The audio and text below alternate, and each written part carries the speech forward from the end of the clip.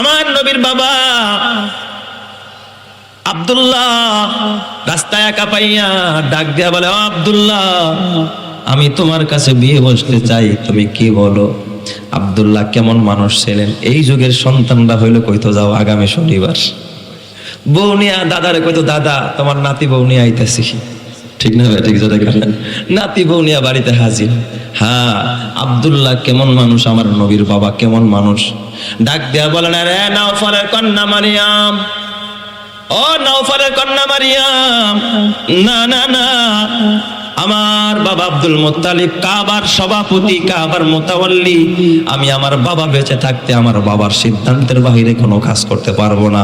আমার বাবা যেখানেই রাজি হবে আমি সেখানেই রাজি হব, আমার বাবার বিরুদ্ধে আমি কোনোদিন কোনো অবস্থান নিতে পারবো না। চিৎকার মেরে কন্যা আল্লাহু আকবার। তো আব্দুল মুত্তালিব তার কাছেও বিভিন্ন প্রস্তাব আসছে। তার ছেলে সবচেয়ে সুন্দর এবং আদরের এবং সবচেয়ে আকর্ষণীয় ছেলে হযরতে আব্দুল্লাহ, নবীর বাবা, যার ওরস থেকে আসবে আখিরি জামানার পয়গম্বর মুহাম্মদুর রাসূলুল্লাহ সাল্লাল্লাহু আলাইহি ওয়াসাল্লাম। সব আরবের মেয়েরা প্রস্তাব দেয়, কিন্তু দাদা আব্দুল মুত্তালিব ছেলে যখন আস্তে আস্তে বড় হয়েছে, আব্দুল মুত্তালিবের একজন বাল্যকালের বন্ধু, মদিনায় তার বাড়ি, নাম তার ওয়াহাব।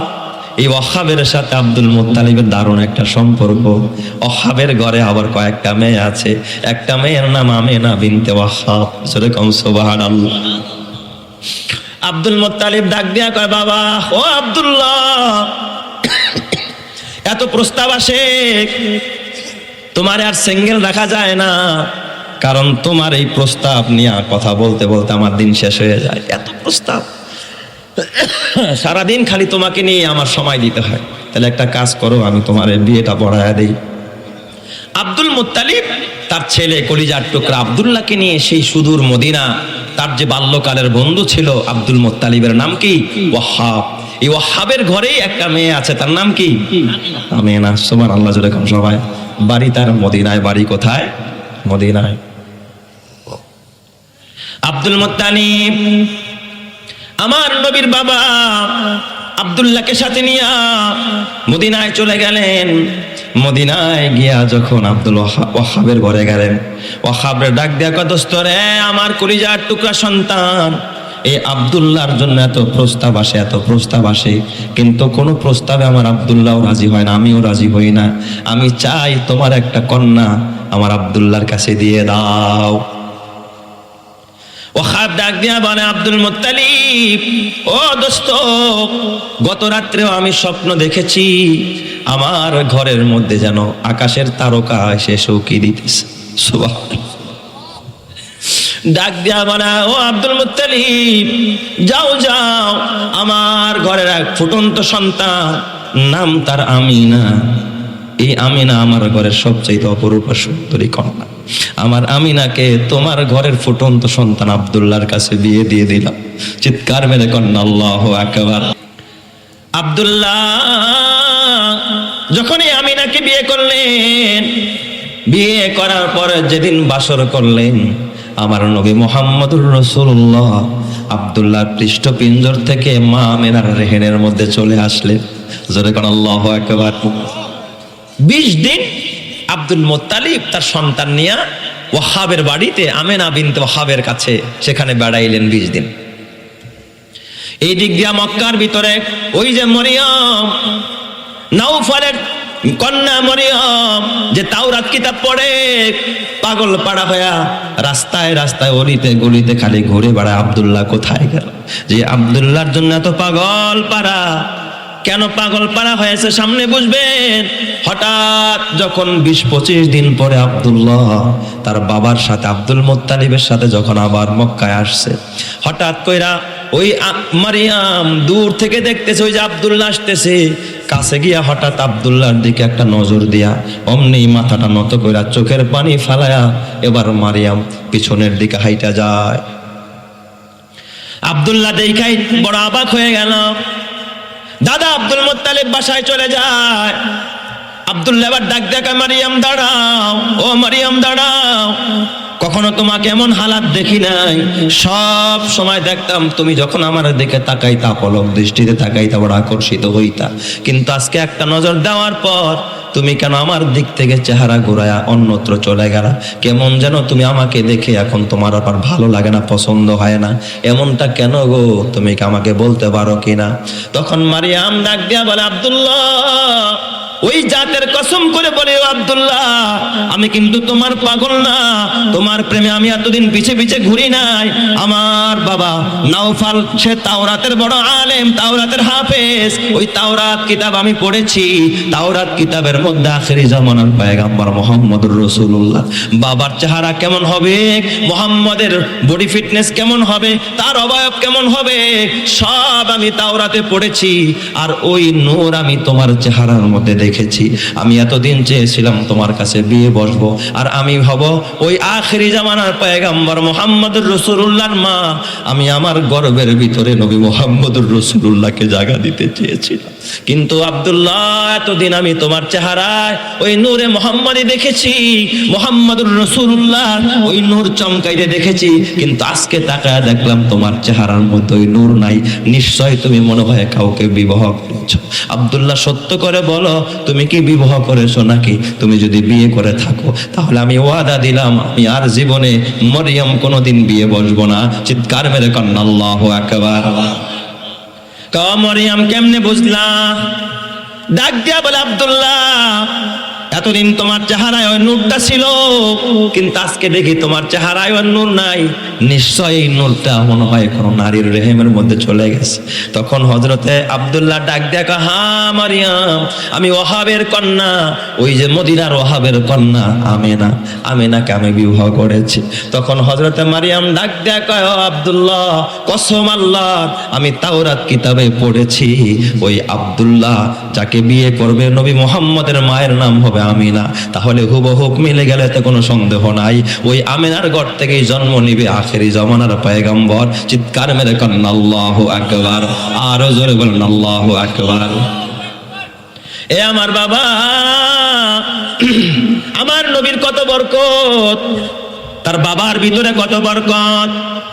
এই আব্দুল্লাহ যখন আমেনাকে নিয়ে মক্কায় আসলেন, এবার কিছুদিন পর এই আমেনা যখন তার পেটের ভিতরে নবী মুহাম্মদুর রাসূলুল্লাহকে গর্ভে ধারণ করলেন, এই গর্ভের ভিতরে আমার নবী দুনিয়ায় আসার আগে আগে আব্দুল্লাহ সফরে মারা যায়। আবুয়া নামক জায়গায় আব্দুল্লাহ যখন ইন্তেকাল হয়ে যায়, এবার তো আমেনা একজন বিধবা নারী, অন্তঃসত্ত্বা নারী, গর্ভবতী নারী, তার স্বামী নাই।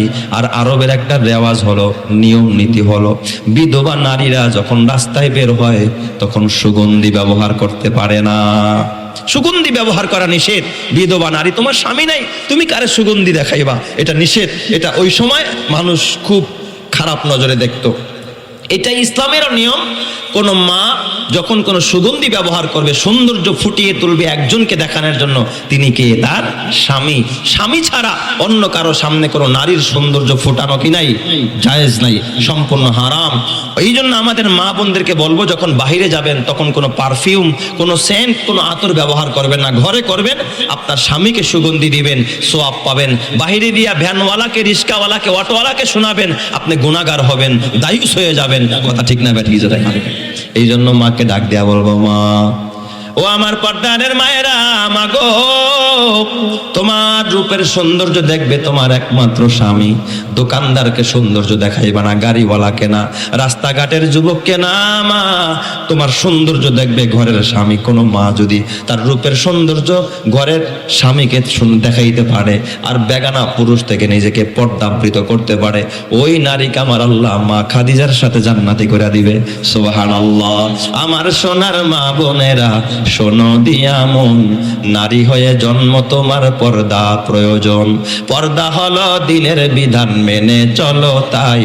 পর্দা ছাড়া চললে নারীর কোনো মূল্য নাই। মেয়েরা যে মায়ের জাতি, কত যে সম্মান, পর্দা ছাড়া আজ নারী হচ্ছে অপমান। পত্রিকারি পাতা খুললে প্রায় দেখা যায়, এসিড নিক্ষেপ, নারী ধর্ষণ, এসব খবর রয়। পর্দা করে চললে নারী পাবে সবার শ্রদ্ধা, শয়তানেরই পোশাক ছেড়ে করো দিনের পর্দা। আল্লাহ তুমি বুঝার তৌফিক দাও, জোরে কন আমিন। আমার বাবা মা আমেনা রাস্তা দিয়া যখন যায়, এলাকার নারীরা এলাকার পুরুষেরা আব্দুল মুত্তালিবরা ডাক দিয়া কয়, ও কাবার মোতাওয়াল্লি, আপনার পুত্রবধূ এত দামি আতর কোথায় পায়? তার তো স্বামী নাই। এত দামি আতর ব্যবহার করে রাস্তা দিয়া যখন যায়, এলাকার সব মানুষগুলো তার ঘ্রাণে মোহিত হয়ে যায়, আকর্ষিত হয়ে যায়। আব্দুল মুত্তালিব কাবার সভাপতি ডাক দিয়া বলে, ঘরে গিয়া তার বিবিকে ডাক দিয়া কয়, বিবি গো, তোমার বৌমা এত দামি আতর কোথায় পায়? এই আতর ব্যবহার করে যখন রাস্তা দিয়া যায়, আমি তো কাবার সভাপতি, আমার তো মান সম্মান থাকে না যে আমার বউ তার স্বামী নাই, কি করে এত সুন্দর আতর ব্যবহার করে, পারফিউম ব্যবহার করে রাস্তা দিয়া হাঁটে। এবার আব্দুল মুত্তালিবের বিবি নবীজির দাদি যান, এ আমার বাবা দৌড়ায়া বৌমার কাছে গেছে, বৌমা গো, ও আব্দুল্লাহর বিবি আমিনা, শোনো, কোথায় থেকে তুমি আতর কিনো? এত সুন্দর আতর কিনো যে ঘ্রাণে পুরো এলাকা মোহিত হয়ে যায়। এই কথা বলতে দেরি হয়েছে, আমিনার চোখ দিয়া গাল বয়া পানির ফোঁটা গড়াইতে দেরি নাই। মা আমিনা কান্দে, ডাক দিয়া কয়, আম্মা গো, ও শাশুড়ি আম্মা, না না না, আতর কোথায় বিক্রি হয়? আমি জীবনে দোকান চিনি না, আমি কোনো আতর ব্যবহার করি না, কোনো পারফিউম ব্যবহার করি না, গোসলে একটু সাবান ব্যবহার করার মতো ক্ষমতা আমার নাই, কারণ আমার ঘরে স্বামী নাই, কে আমাকে সাবান কিনে দিবে? আম্মা গো, কয় তাইলে তুমি এত সুন্দর সুবাস, এত ঘ্রাণ কোথায় পাও? ফ্যানটা একটু ছেড়ে দাও।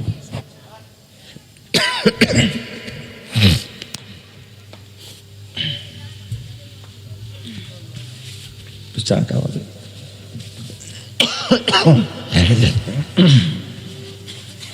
বাস, ঠিক আছে, যেমন শুনে থাক।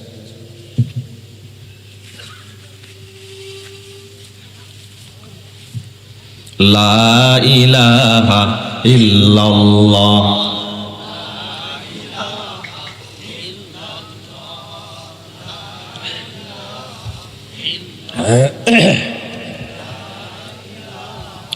ইল্লাল্লাহ, লা ইলাহা ইল্লাল্লাহ, মুহাম্মাদুর রাসূলুল্লাহ সাল্লাল্লাহু আলাইহি ওয়াসাল্লাম।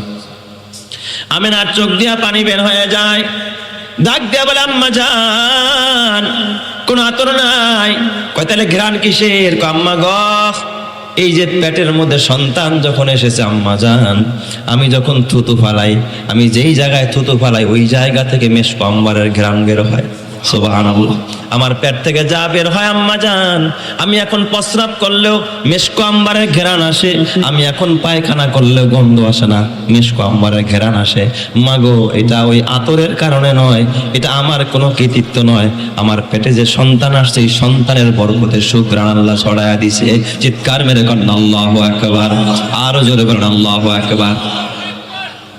এলাকার মেয়েরা যখন কুয়ায় পানি তুলতে যায়, পানি অনেক নিচে, বালতি লাগে পানি উঠাইতে, আমেনা যখন পানি তুলতে যায় তাকে অটোমেটিক পানি কুয়ার মুখে চলে আসে।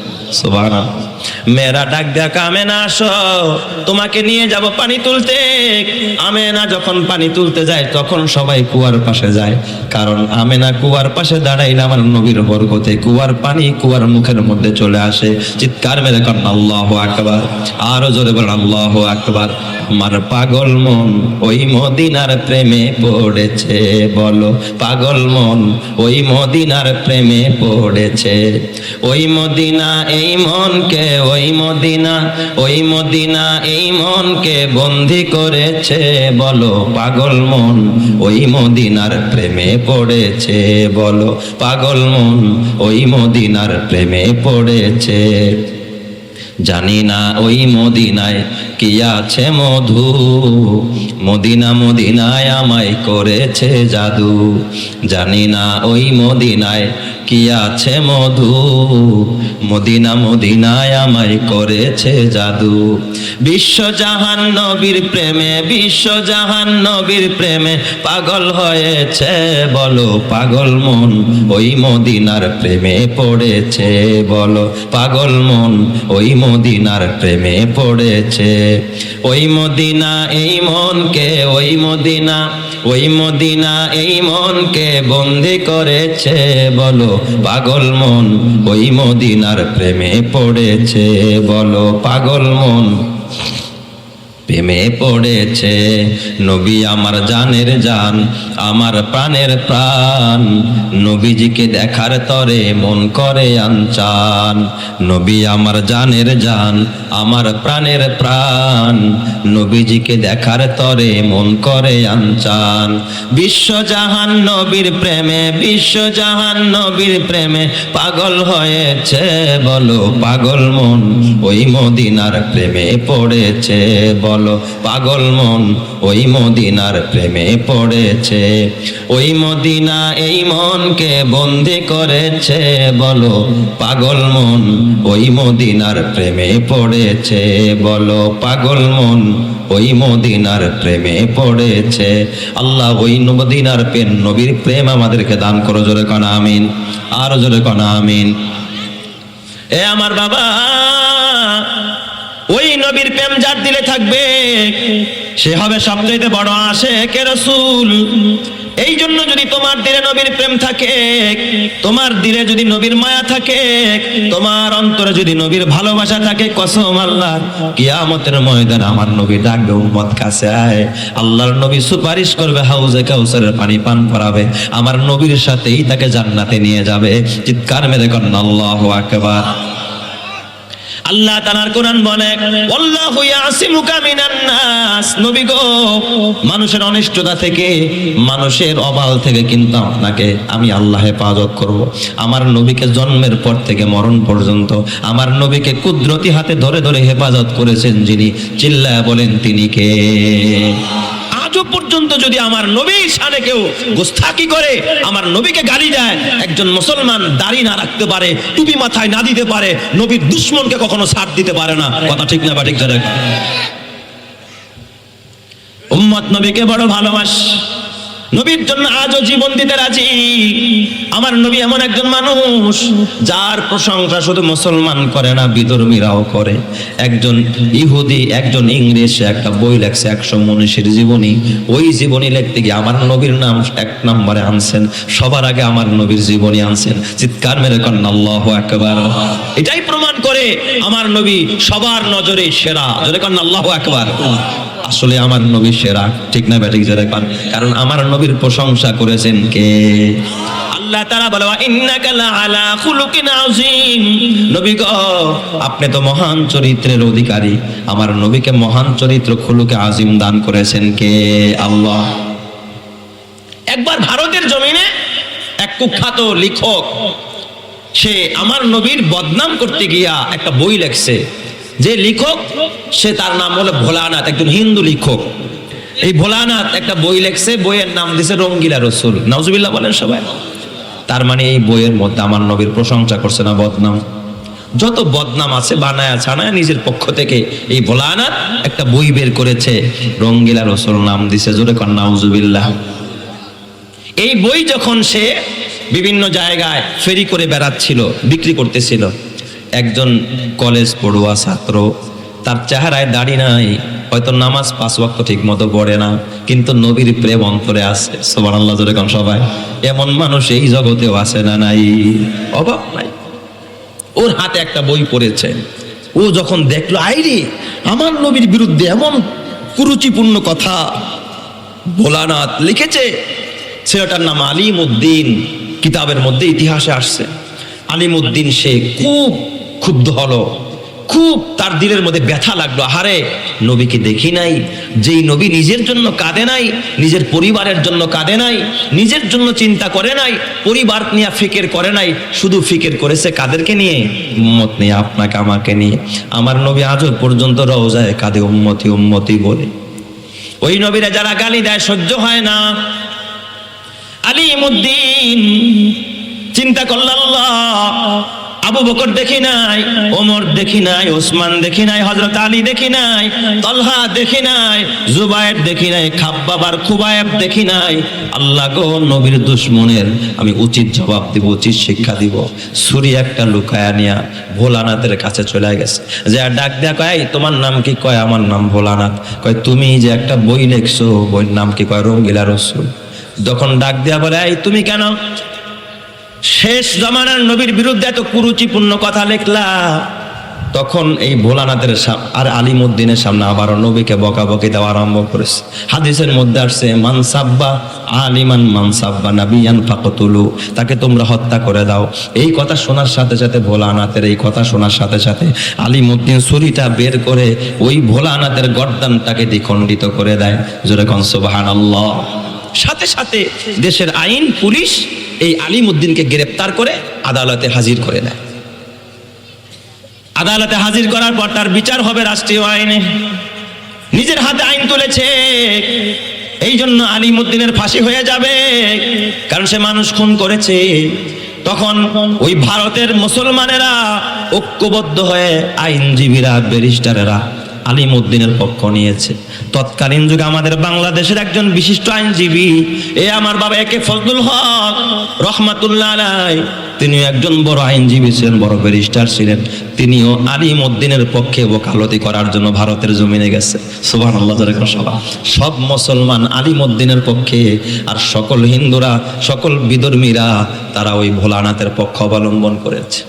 তো মুসলিমরা তারা চিন্তা করলো, এটা তো একটা অন্যায় সে করেছে, নিজের হাতে আইন তুলে নিয়েছে, একটা মানুষকে সে হত্যা করেছে, বিচারের অপেক্ষা সে করে নাই। যদিও আমরা এই কাজে কাউকে উদ্বুদ্ধ করি না, তো এই কাজটা তো সে অন্যায় করেছে, তাহলে কি করা যায়? তাকে তো ফাঁসি দিয়েই দিবে আদালত। তাহলে একটা বুদ্ধি, কি করে তাকে বাঁচানো যায়। একে এম ফজলুল হক সহ সবাই তাকে একটু পরামর্শ দিল, আলিমুদ্দিন বাবা, তুমি যখন কাঠগড়ায় দাঁড়াইবা, বিচারকের কাঠগড়ায়, তুমি একটা কথাই শুধু জবান দিয়া বলবা যে আমি যখন ভোলানাথকে হত্যা করতেছিলাম তখন আমার ব্রেন ঠিক ছিল না।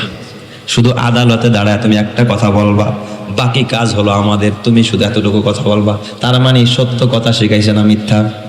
মিথ্যা কথা শেখায় আরিস। আলিমুদ্দিনকে এই কথা শিক্ষা দিয়া যখন আদালতে দাঁড় করায় দিছে, যখন আদালতের জাজ, বিচারপতি, জাস্টিস যখন জিজ্ঞাসা করছে, আলিমুদ্দিন তুমি কি এই ভোলানাথকে হত্যা করেছো? বলো, তুমি জবানবন্দি দাও।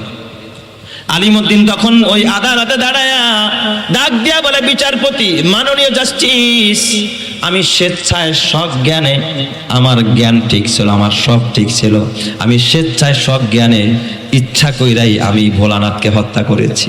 সুবহানাল্লাহ। সব বিচারপতিরা কাঁদতেছিল, হারে এখন তো আর বাঁচানো সম্ভব হবে না, কারণ সে স্বেচ্ছায় জবানবন্দি দিয়েছে, এখন তো তাকে ফাঁসির কাস্টে ঝোলানো হবে।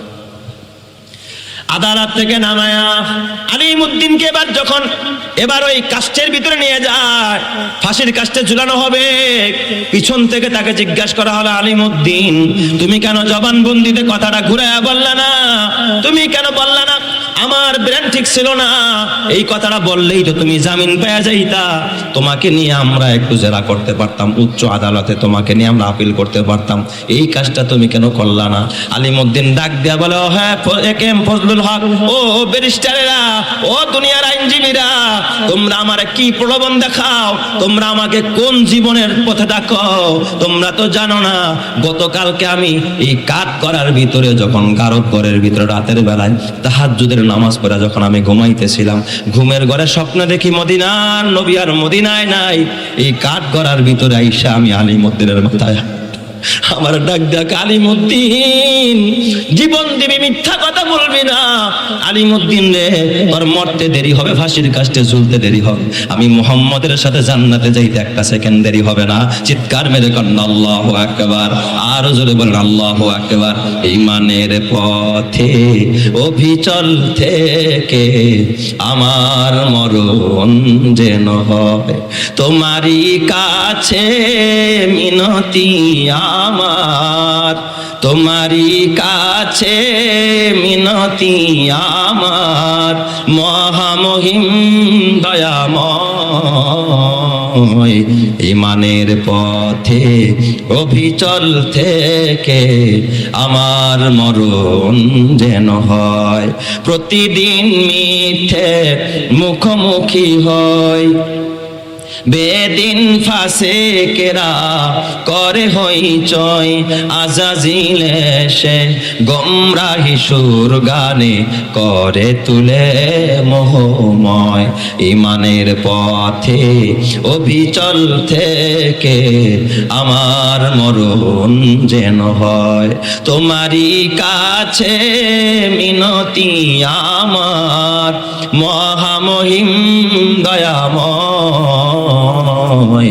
ইমানের পথে অবিচল থেকে আমার মরণ যেন হয়। জোরে জোরে বলেন আমিন। এই জন্য আমার বাবা ইমান নিয়ে কবরে যায়, নবীর ভালোবাসা নিয়ে কবরে যায়, নবীর সুপারিশ ওয়াজিব হবে। ছেলে ছেলে কইরা জীবন কাটাইলা, মেয়ের জন্য জীবন শেষ করলা, বিবির জন্য সংসার কইরা জীবন শেষ করলা, দুনিয়া দুনিয়া কইরা জীবন শেষ করলা। মইরা দেখো তোমার ছেলেও সাথে যাবে না, মেয়েও সাথে যাবে না, তোমার জমিদারি তোমার কবরে যাবে না। কথা ঠিক না বেঠিক? জোরে কন। যাদের প্রেমেতে তুমি গো আজ হলে দিওয়ানা, এরা জেনে নাও কেউ কবরে সাথী হবে না। কেউ বোঝা তোমার নিবে না সেই হাসর ময়দানে, কি আমল তুমি করলে নিয়ে যাবে সেইখানে। ফুল ফোটে যেমন ঝরে তেমন খোদার বাগানে, আয়ু কতক্ষণ কার এখানে কে বলো জানে। তাই থাকতে সময় নাও বুঝে ভাই জীবনের মানে, সব আছে লেখা দেখে না ওই আয়াতে কোরআনে। এই দালান কোঠা গাড়ি বাড়ি সব পরে রবে, এই সব কবরে নিয়ে গেছে কে বলো কবে। এই মহল কোঠা সোনা দানা সব পরে রবে, এই সব কবরে নিয়ে গেছে কে বলো কবে। 2 গজ জমি কয়েক গজের ওই সাদা কাফন, শুধু এইটুকুতেই হবে তোমার জেনে নাও দাফন। যা পুঁজি তোমার এখনো তার বুঝলে না মানে, সব আছে লেখা দেখে না ওই আয়াতে কোরআনে। আল্লাহ তুমি বুঝার তৌফিক দাও, জোরে কান আমিন। এই জন্য বাবা ঘরটারে গান দিয়া বললা, জীবনটারে গুণা দিয়া সাজাইলা না। না আর কত ঘর সাজাবি, আর কত টেলিভিশন সাজাবি, আর কত ফার্নিচার কিনবি, এখন সময় আছে তোর কবর সাজা। কবর সাজাবি কি দিয়া? মসজিদ বানায় কবর সাজা, মাদ্রাসা বানায় কবর সাজা। গান দিয়া কবর সাজানো যায় না, ওয়াজ দিয়া কবর সাজানো যায়, কোরআন দিয়া কবর সাজানো যায়, নবীর সুন্নাত দিয়া কবর সাজানো যায়, দান খয়রাত করে কবর সাজানো যায়। যে যত দান করলে এটা আখিরাতের ইনভেস্টর কবরে যাবে। এ বাবা, কারো টাকায় কনসার্ট হয়, কারো টাকায় গায়ে হলুদের অনুষ্ঠান হয়, কারো টাকায় টেলিভিশন হয়, কারো টাকায় আড্ডা হয়, কারো টাকায় শিক্ষা সফরের নামে গুনাহ হয়, আবার কারো টাকায় এই রকমের কোরআনের মাহফিল হয়। কথা ঠিক না বেঠিক? জোরে কন। এই জন্যই না তার জীবন ধন্য যার টাকা কোরআনের মাহফিলে খরচ হয়, ওই ধনীর জীবন ধন্য যার টাকায় কোরআনের মাহফিল হয়, ওই মায়ের জীবন ধন্য যার টাকায় কোরআনের মাহফিল হয়। কথা ঠিক না বেঠিক? জোরে কন।